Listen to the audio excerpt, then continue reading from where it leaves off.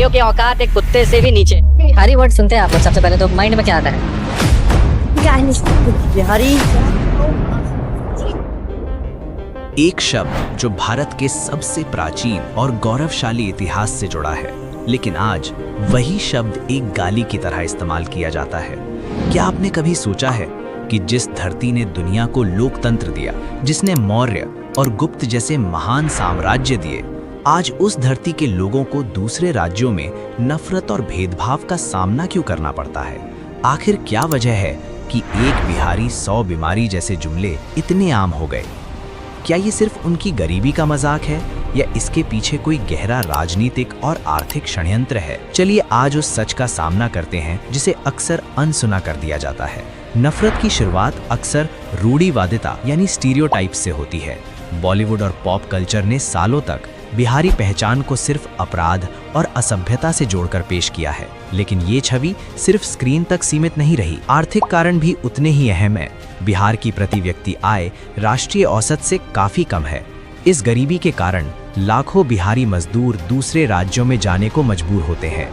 मुंबई और दिल्ली जैसे शहरों में जब संसाधनों पर दबाव बढ़ता है तो बाहरी प्रवासियों, खासकर बिहारियों को बोझ बताकर निशाना बनाया जाता है। बिहारी लहजे का मजाक उड़ाना समाज में कूल माना जाने लगा, जिससे एक पूरी कम्युनिटी में इन्फीरियॉरिटी कॉम्प्लेक्स भरने की कोशिश की गई। लेकिन सोचने वाली बात यह है कि बिहार हमेशा से गरीब नहीं था। तो फिर ऐसा क्या हुआ कि सोने की चिड़िया कहलाने वाला मगध आज पिछड़ा यानी बीमारू राज्य बन गया? इसका कारण है 1952 की फ्रेट इक्वलाइजेशन पॉलिसी। इस एक नीति ने बिहार का भविष्य बदल दिया। इसके तहत बिहार के कोयले और खनिजों को पूरे देश में एक ही कीमत पर उपलब्ध कराया गया, यानी बिहार का कच्चा माल दूसरे राज्यों की फैक्ट्रियों में गया और बिहार खुद औद्योगिकरण की दौड़ में पिछड़ गया। और जब यहाँ फैक्ट्रियां नहीं लगीं तो रोजगार के लिए पलायन एकमात्र रास्ता बचा, और यही पलायन बाद में नफरत की वजह बना। लेकिन क्या आप जानते हैं कि जिस बिहारी शब्द से लोग कतराते हैं वही आज भारत के सिस्टम की रीढ़ है? ब्यूरोक्रेसी में देखिए, भारत का हर 10वां IAS ऑफिसर बिहार से आता है।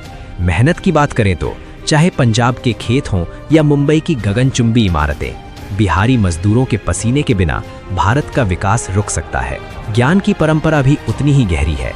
आर्यभट्ट से लेकर चाणक्य तक और आज के आधुनिक युग में गणितज्ञ आनंद कुमार तक बिहार ने हमेशा दुनिया को ज्ञान दिया है। नफरत आसान है, समझना मुश्किल। बिहारी होना कोई शर्म की बात नहीं, बल्कि उस अदम्य साहस का नाम है जो विपरीत परिस्थितियों में भी हार नहीं मानता।